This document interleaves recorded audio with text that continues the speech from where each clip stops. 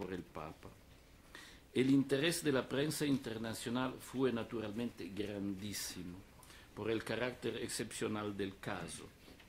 Tengo que decir que tuve una cooperación muy buena por parte de la magistratura vaticana en la búsqueda de criterios adecuados para el acceso de los periodistas, la publicación de las sentencias y así sucesivamente. Colaboración verdaderamente esencial para mí, porque la Secretaría de Estado, que normalmente es nuestro guía, en este contexto fue absolutamente discreta, hasta el punto de no querer intervenir de modo alguno, con el fin de evitar la más mínima sombra de interferencia en la autonomía de la magistratura del Estado de la Ciudad del Vaticano. En este sentido fue una experiencia muy particular de colaboración directa de la oficina de prensa con una institución, la magistratura del Estado, que no estaba normal por nosotros, en la cual nos fuimos totalmente responsables de la manera en la cual nos relacionábamos.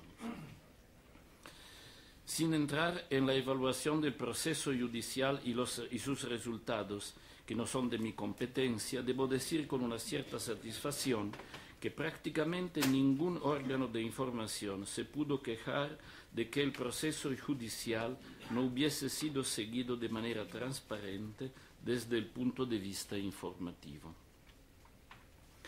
Nadie puede dejar de ver lo difícil y complejo que es este camino, tanto por la delicadeza del asunto a tratar como por la frecuencia de las interpretaciones negativas que generan naturalmente y de forma continua reacciones de defensa en las instituciones interesadas. Personalmente, creo que este es un camino obligatorio que hay que seguir recorriendo poco a poco y con valor por el bien de la credibilidad de la Santa Sede y de la Iglesia. Por supuesto, esto no depende de la oficina de prensa, sino de manera muy parcial, pero sin duda no se puede hacer correctamente sin su cooperación. La oficina de prensa es un lugar crucial en el que por una parte se experimenta de manera concreta y yo diría existencial la creciente demanda de transparencia, que es una demanda general en el mundo de hoy, pero también referida específicamente a la Iglesia y a las instituciones vaticanas. Así que la oficina de prensa es también un lugar donde uno experimenta la capacidad o incapacidad de las instituciones vaticanas para crecer en esta dirección. Está claro que el impulso dado por el Papa Francisco en esta dirección es muy poderoso. El Papa Benedicto estaba totalmente decidido y coherente en esta dirección, no es una novedad. Ma naturalmente Francisco con su popularidad y con su actitud ayuda. El impulso dado por el Papa Francisco en esta dirección es muy poderoso. Ayuda a vencer resistencias y permite disfrutar de un clima general más favorable en la opinión pública que consiente hacer frente con mayor ímpetu a las dificultades. La sala de prensa realiza un servicio de acuerdo a las instrucciones de las autoridades competentes del gobierno de la Iglesia, es decir, el Papa y sus colaboradores, en particular la Secretaría de Estado. La experiencia ha demostrado que esto implica una cierta continuidad de las funciones y servicios, pero también un cierto grado de flexibilidad para adaptarse a las situaciones cambiantes. El cambio de lo que me gusta llamar las diferentes constelaciones de gobierno, formadas por personas con perspectivas y diferentes estilos respecto a la comunicación. La oficina de prensa se debe colocar y continuamente reposicionarse con una cierta flexibilidad en el conjunto de las relaciones entre y con las personas que son sus puntos de referencia. Por ejemplo, una era la constelación Papa Wojtyła, Monsignor Dziwisz, Cardinal Casarolio Sodano, Monsignor Martínez Uré, Navarro Valls. Y otra muy distinta fue la constelación Papa Ratzinger, Monseñor Genswein, Cardinal Bertone, Monseñor Filoni, Lombardi. Todas las personas estaban diversas, personas muy diversas, con actitudes y estilos muy diversos. No es la misma cosa hacer el trabajo. Si el Papa es diverso, el secretario de Estado es diferente, el secretario de Papa es muy diferente, y todos son diferentes. Tú debes relacionarte en manera... Esto yo creo que es algo de nuestra experiencia de comunicador. Otra constelación, os aseguro, muy diferente, es ahora Papa Benedicto, Monseñor Suereb, el secretario personal, que tiene una función muy diferente que los secretarios personales de antes. Monseñor Parolin, secretario de Estado, que empieza ahora su servicio. Monseñor Becciu, que es sustituto, y mí. Bien, son personas diferentes y el Papa es muy diferente de nosotros. En este sentido, las funciones del estatuto de la oficina de prensa son las mismas, el modo de relacionarse y de actuar cada día con interlocutores diferentes cambia. Esto es una situación muy clara. Es evidente que la relación con el Papa Francisco es muy diferente de la de los papas anteriores, no solo por el gran impacto de sus palabras y acciones en la opinión pública, sino también en el sentido de que se mueve con mucho más libertad respecto a los órganos de la curia a la hora de organizar de su agenda, sus reuniones y la manera de expresarse. Todo esto también se refleja naturalmente en el servicio de la oficina de prensa. Además, el Papa tiene una dimensión de intensas relaciones personales por correspondencia o por teléfono que frecuentemente producen ecos externos. La oficina de prensa ha tenido que aprender cómo relacionarse con estas nuevas dimensiones de la actividad del Papa, respetando su naturaleza más personal e interviniendo solo cuando hay aspectos públicos de lo que es necesario informar. Por otra parte, en términos más generales, es siempre importante entender mejor que no está por una parte el gobierno y por otra la comunicación, como dos mundos extrínsecos entre sí, o como dos etapas no integradas y solo sucesivas las unas de la otra. Porque las decisiones del gobierno y su formulación, o los documentos que exprimen las directrices, tienen una parte de comunicación que al final es, en cierto sentido, un instrumento del mismo gobierno. No se trata de ninguna manera de no reconocer las específicas y del todo autónomas responsabilidades del gobierno, sino de establecer y promover la continuidad orgánica de un proceso que, mientras produce y toma decisiones, mira ya a la forma en que pueden pasar para llegar al público y de forma más amplia a la opinión pública en la Iglesia y en la sociedad en general. Ahora, esto a veces se produce correctamente, a veces no. Como resultado, a las veces la comunicación puede estar bien preparada y ser buena, otras veces menos, y en ocasiones se paga el precio de la falta de preparación. No es el momento adecuado para analizar este tema con más detalle, en sus diferentes aspectos o en las razones de posibles dificultades. Basta observar que debemos continuamente trabajar para avanzar en la dirección de una mejor integración. Esta es una situación universal. Yo no digo que es mal lo que se pasa en el Vaticano, digo que esto es la vida y tenemos que integrar siempre mejor los procesos. Esta es una consideración muy normal y pienso que ustedes tienen su experiencia análoga. Mi experiencia es que cada vez se presta más atención por parte de la Secretaría de Estado en esta dirección. Por ejemplo, con reuniones semanales entre los funcionarios de la Secretaría de Estado y responsables de la comunicación, o con el nombramiento de un advisor para la comunicación, el doctor Burke, un periodista estadounidense, que trabaja a diario dentro de la Secretaría de Estado, con el fin de tener allí mismo un elemento activo del proceso integrado decisión-comunicación, que facilita e intensifica la relación de la Secretaría de Estado con la oficina de prensa y el resto de instituciones de comunicación, y sigue de cerca, el doctor Burke, la preparación de ciertos temas de especial importancia que en su momento serán objeto de comunicaciones de importancia doctrinal o administrativa. En este sentido, por mí, tener un periodista que es en la Secretaría de Estado es muy útil, porque yo soy en comunicación con él, él sigue ciertos dossiers que se preparan y me dice, bueno, somos a este punto, será una comunicación longa, será un comunicado breve. Esto es por mí muy útil.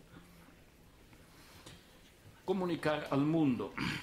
En la historia de la Oficina de Prensa Vaticana hay momentos extraordinarios en los que la atención del mundo se vuelve hacia Roma y la Oficina de Prensa desempeña un papel muy importante.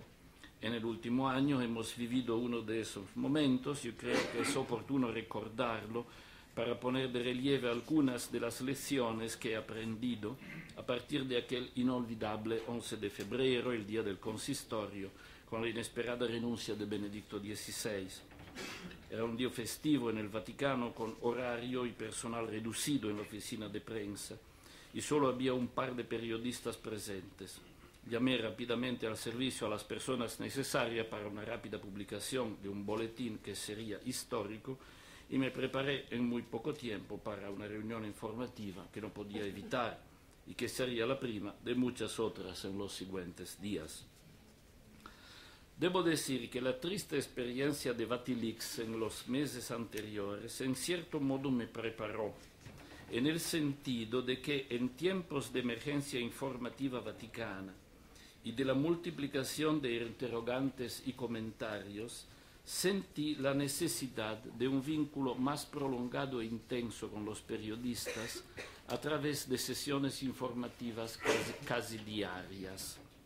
No tanto porque hubiera una gran cantidad de información nueva, que a menudo era limitada, sino porque las respuestas a las preguntas, aunque muchas veces repetidas, las rectificaciones o los desmentidos de informaciones equivocadas, explicaciones, comentarios y reflexiones sobre el contexto, etc., ayudaban a orientar el flujo de la información, a dar mayor tranquilidad y seguridad a los colegas periodistas, a distinguir lo que era cierto de lo que eran elucubraciones o suposiciones no verificadas.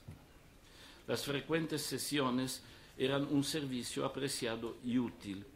En especial, las televisiones y las agencias de televisión tenían una necesidad absoluta de imágenes, por lo menos de mi cara, si no había nada mejor para acompañar sus informaciones sobre lo que se había convertido en la noticia del día.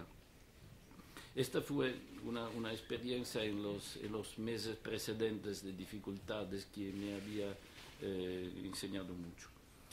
Por supuesto, sobre todo en la primera fase, la renuncia del Papa Benedicto era muy importante. Era muy importante explicar y volver a explicar con paciencia el espíritu y la intención positiva de tal renuncia. Responder con serenidad ante el sentido de estupor y desorientación que se había producido en muchos.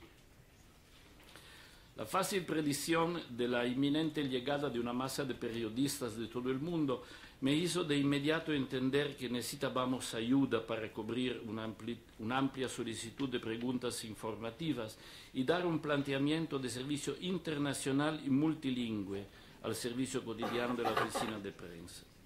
Así que pedí la colaboración de 2 comunicadores experimentados de habla española e inglesa, respectivamente, que ya conocía porque habían servido como referentes para estos idiomas durante el reciente sínodo de los obispos, Monseñor José María Gil Tamayo y el padre Tom Rosica, que aceptaron enseguida y generosamente y se trasladaron a Roma antes de finales de febrero.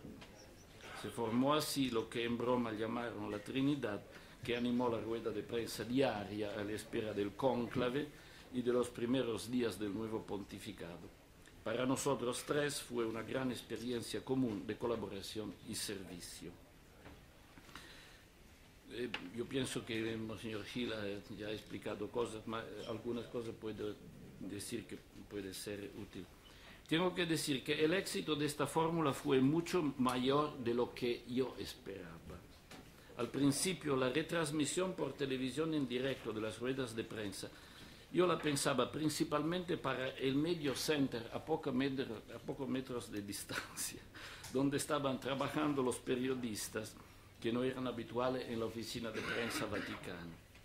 Pero de hecho, en un momento de atención espasmódica dirigida hacia Roma, la transmisión en directo fue difundida íntegramente en un gran número de canales de televisión y en sitios de internet, incluso de diferentes países, teniendo en cuenta el multilingüismo de la misma sesión informativa. Esto del multilingüismo presente fue una de las intuiciones positivas de esta fórmula. Mi trabajo durante la mañana era básicamente recopilar y unificar la información obtenida de fuentes muy diversas. Por ejemplo, la Secretaría de Estado, la Prefectura de la Casa Pontificia, que es responsable por la audiencia, las oficinas de las celebraciones litúrgicas, la gendarmería que se ocupa de la seguridad, el decano del Colegio Cardinalicio que organiza las reuniones de los cardinales, el Camerlengo, sus oficinas, los servicios técnicos del gobernatorato que hacen la logística de la Sistina y de otros. Luego, durante las congregaciones de los cardinales, tenía que seguirlas todas y ver qué tipo de información se podría comunicar y así sucesivamente. Le aseguro que la recopilación de información de las diferentes fuentes, organismos y dicasterios vaticanos para ordenarlas y ser capaz de responder a las preguntas más diversas era en aquellos días, pero también es por lo general, una de las actividades más importantes, continuas y desafiantes del director de la oficina de prensa. Y está, por supuesto, facilitada por las buenas relaciones y la confianza que tiene con los jefes de los distintos departamentos. Esto es un punto importante. El Vaticano es un mundo pequeño, pero es un mundo muy complejo. Y las fuentes de informaciones útiles por los periodistas son increíblemente muchas. Ahora, el trabajo del director es entender de las diferentes fuentes que hay que decir para responder, porque muchas veces en la Secretaría de Estado no se conoce lo que está en la prefectura y viceversa. Este es normal, es la vida. Pero yo veo que yo tengo una función de hacer circular la información, muchas veces no solamente por los periodistas, así por las instituciones vaticanas mismas, por ayudarla a tener información de lo que se pasa en una y en la otra. Hecho el gran trabajo de la recopilación de la información disponible, nos coordinábamos rápidamente con las otras personas de la Trinidad, realizábamos la rueda de prensa diaria. Luego ellos dedicaban las entrevistas y los contactos con los innumerables periodistas de sus respectivos idiomas. Un punto que es importante es lo de la colaboración. No hay que olvidar que muchas otras personas competentes, docentes de facultades eclesiásticas, comunicadores católicos, expertos, muchos de los cuales llegados a Roma en esos días, ofrecieron su disponibilidad con gran inteligencia y preparación para entrevistas o comentarios en directo de los eventos, para muchas radios, televisiones y periódicos. Pienso en mis colegas de las radios vaticanas que hablaban en 40 lenguas por los periodistas de India, de China, y los profesores de la Universidad de la Santa Cruz que tenían un papel muy importante de ayudar como especialistas. En resumen, el servicio de nuestra Trinidad en la oficina de prensa era solo un punto de referencia central de una amplia red de comunicadores, movilizados con pasión para servir una comunicación competente sobre una fase extraordinaria de la vida de la comunidad eclesial. Este es un punto importante. No debemos pensar que somos los únicos que dan una buena información de la Iglesia. Debemos buscar la colaboración y la amistad de otros comunicadores y fomentar la buena relación con ellos. Es también gracias a ellos que la gran comunidad de comunicadores reunida en Roma entre febrero y marzo del año pasado ha dejado finalmente la ciudad eterna con la sensación de haber podido hacer bien su trabajo y con una actitud general más positiva hacia la realidad del Vaticano y de la Iglesia de aquella con que había llegado, a menudo obsesivamente centrada en temas excesivamente negativos de escándalos y tensiones. Varias veces durante esos días con Monseñor Gil Tamayo y con Padre Tom Rosica nos hemos dicho: en los meses precedentes hemos hecho el sínodo sobre la nueva evangelización y hemos dicho y oído muchas palabras hermosas, pero ahora estamos haciendo realmente la nueva evangelización. De hecho, durante más de un mes hemos tenido miles de comunicadores con los ojos y los oídos abiertos sobre la Iglesia Católica, y a través de ellos a cientos de millones de personas que han visto y oído lo que estaba pasando y lo que decíamos sobre lo que pasaba, las respuestas y las explicaciones que dimos. Una posibilidad única. ¿Y cuántas relaciones con los comunicadores hemos podido establecer? ¿Y cuántos han podido cambiar su actitud hacia la Iglesia? ¿Y cuántos han podido conocer más el Papa y la Iglesia Católica?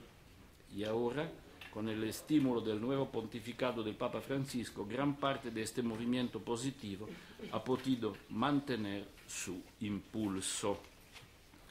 Estimados colegas y amigos, gracias por vuestra paciencia. Espero que algunas de las cosas que he contado y testimoniado sean útiles para vuestra reflexión y vuestro servicio. Continuemos sintiéndose solidarios en nuestro trabajo para las iglesias locales y la Iglesia Universal. Es nuestra forma concreta de vivir y anunciar Evangelii Gaudium, el gozo del Evangelio. Muchas gracias.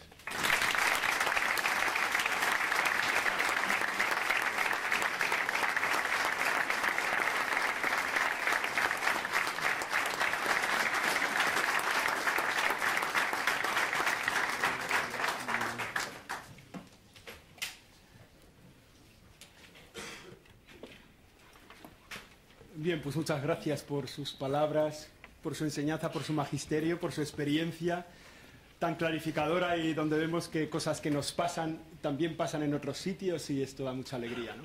Lo bueno y lo regular. Vamos a empezar con las preguntas, si os parece. Primero, darle la bienvenida a don José Sánchez, que se incorpora a esta sesión.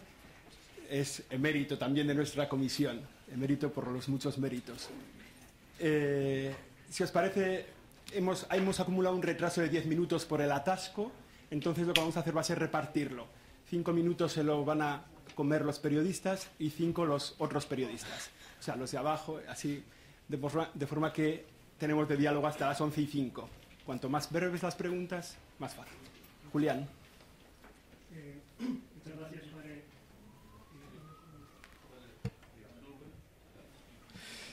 Muchas gracias, padre Lombardi, por su intervención y su servicio. Soy el padre Julián Lozano, de la diócesis de Getafe, de la Delegación de Medios. Le quería hacer varias preguntas y usted me responde, pues, bien. En nuestras instituciones es frecuente que se entienda el gobierno por un lado, incluso un buen gobierno, y la comunicación después, ¿no? Nosotros hacemos y luego vosotros lo contáis, ¿no? Cuando les dices que no termina de funcionar así o que te parece que no termina de funcionar así nuestro mundo, a veces pueden pensar, vale, lo que quieres es que te suba al gobierno, ¿no? Entonces, ¿cómo hacemos para que entiendan que la comunicación es gobierno, ¿no? ¿Cómo lo ha hecho usted? Luego ha mencionado lo de la comunicación interna. Las diócesis o nuestras congregaciones no son tan emocionantes como el Vaticano, pero a veces también tiene su complejidad. Lo del encuentro del Papa Francisco con los periodistas después del cónclave fue idea del Papa, fue idea suya. Y luego dos preguntas personales que si quiere me las contesta. ¿Cómo es la espiritualidad del comunicador en crisis? Y ¿dónde quiere que le pongamos el monumento al mártir cristiano de la comunicación? Gracias.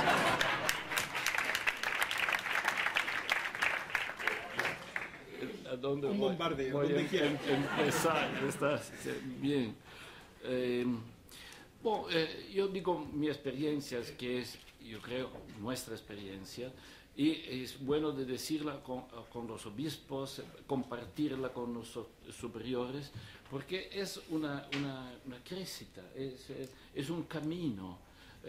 Ninguno nace experto en todo. Yo he dicho estas cosas de la transparencia económica, es algo que hemos aprendido con mucho sufrimiento en este año y vamos a continuar. El problema de la integración gobierno-comunicación, yo creo que es característico de nuestra época, como época de la comunicación, porque es importante que los que gobiernan, que tienen responsabilidad, entiendan cuánto es esencial que lo que deciden y que lo que escriben pase, sea entendido. Esto significa que desde el origen de la preparación de un documento o de un proceso, se entienda que esta responsabilidad. Yo digo, es necesario probar la buena relación entre la responsabilidad del gobierno y de la decisión y las de los comunicadores, que son asesores, que son personas de consejo más que de decisión. Mi experiencia es que si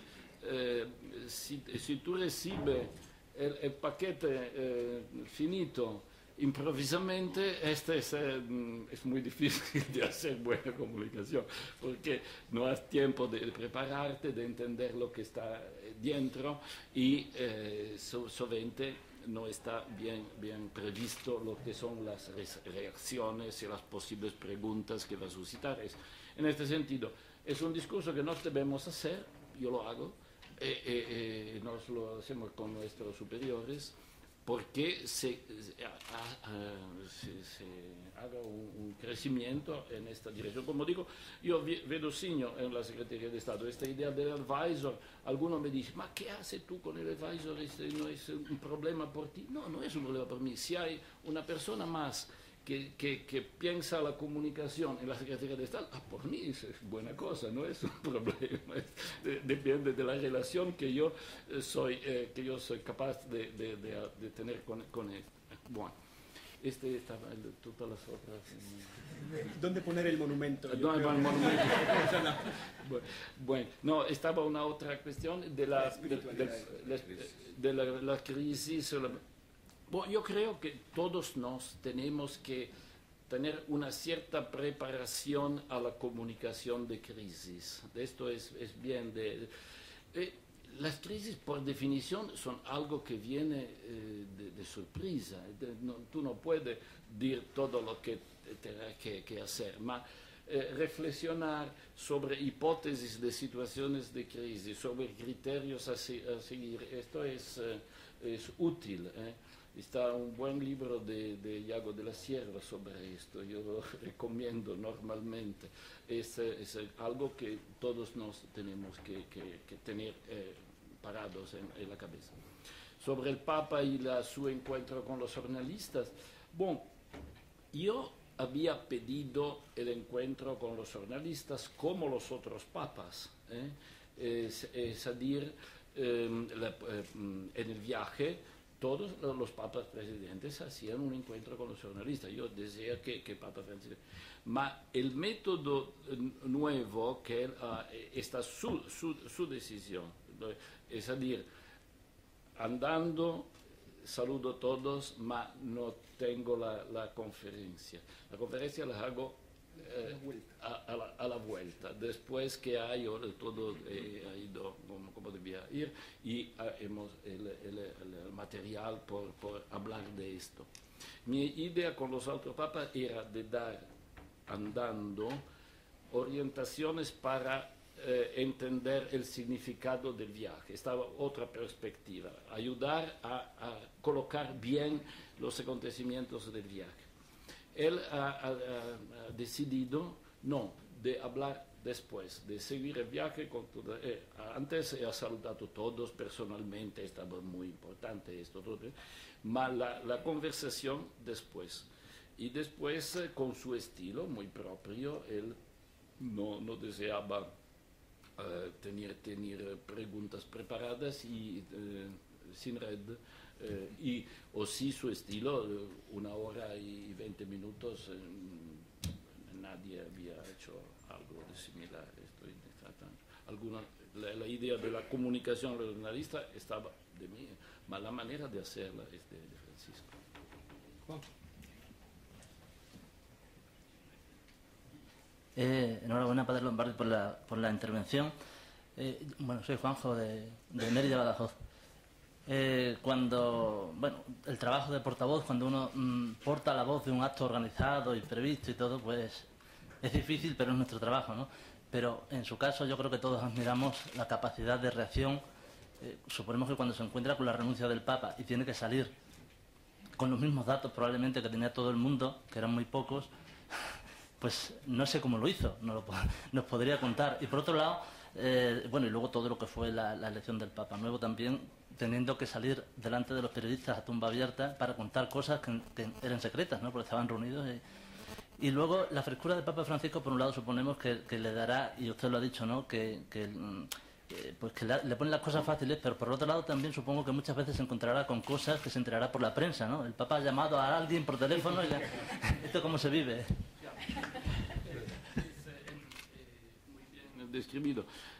Por lo que hizo por la renunciación, por mí es importante de entender bien lo que hay como información objetiva.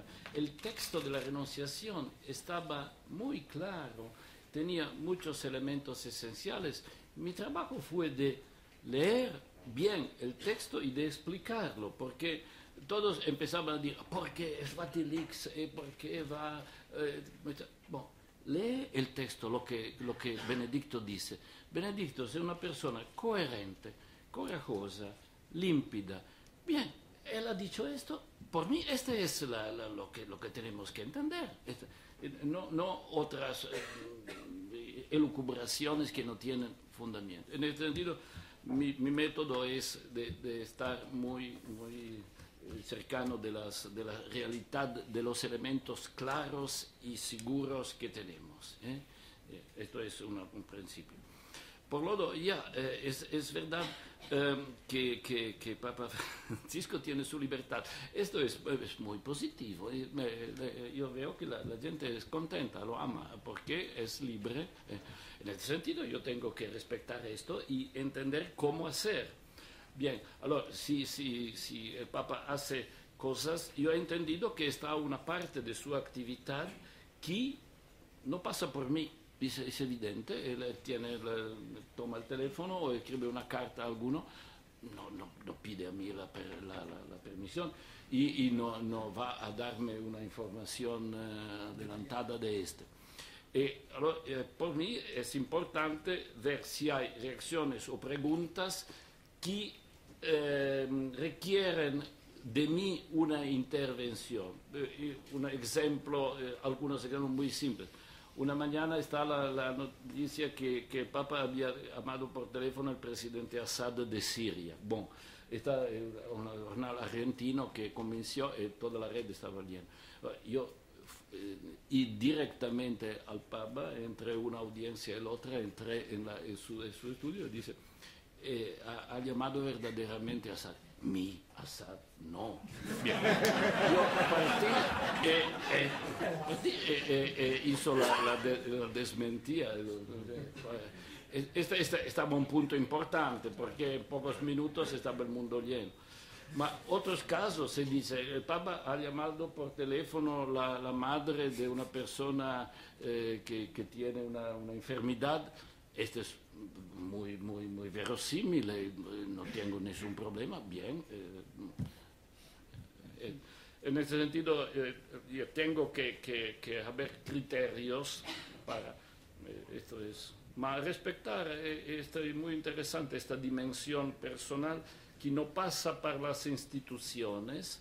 Y él tiene criterios claros, están personas importantes e interesantes que él llama por un coloquio que es privado, aquí no es secreto. Ahora, después de este coloquio, por ejemplo, estaba Don Ciotti, que es muy activo con los marginalizados en Italia, ha ido un coloquio.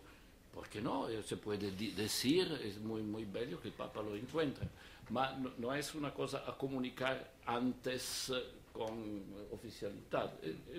Tenemos que aprender, esa es una vía. La ultimísima pregunta de Guillem y terminamos. Una pregunta que ha quedado en el tintero del compañero respecto a cuando se nos piden informaciones que no se pueden dar. Ayer decíamos, nos llaman que el primo de un obispo dice que vendrá a tu diócesis. Entonces, claro, hasta que no es oficial, ¿cuál es la manera, yo diría, elegante y respetuosa de la petición de los periodistas para decir que no puedes decirlo? ¿Me explico? El respeto del secreto propio de ciertos procesos.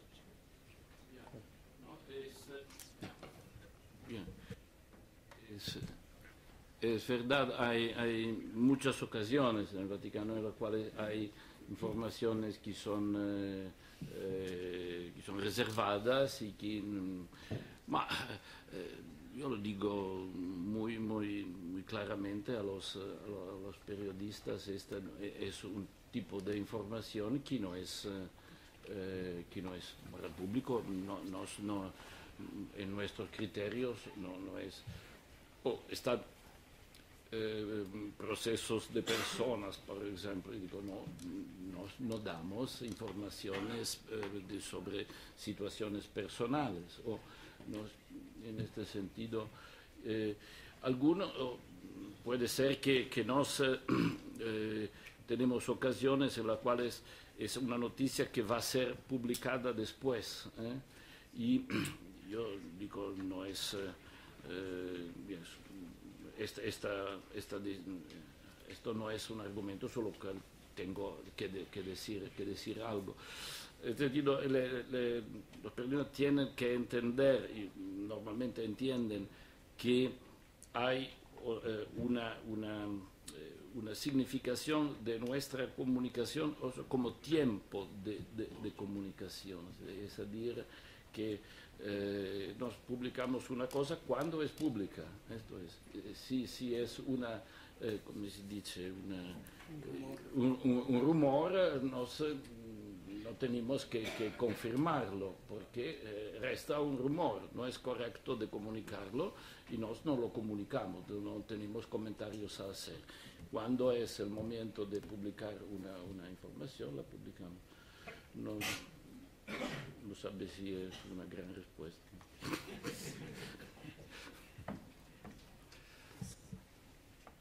Terminamos pues entonces esta sesión con vosotros, con los de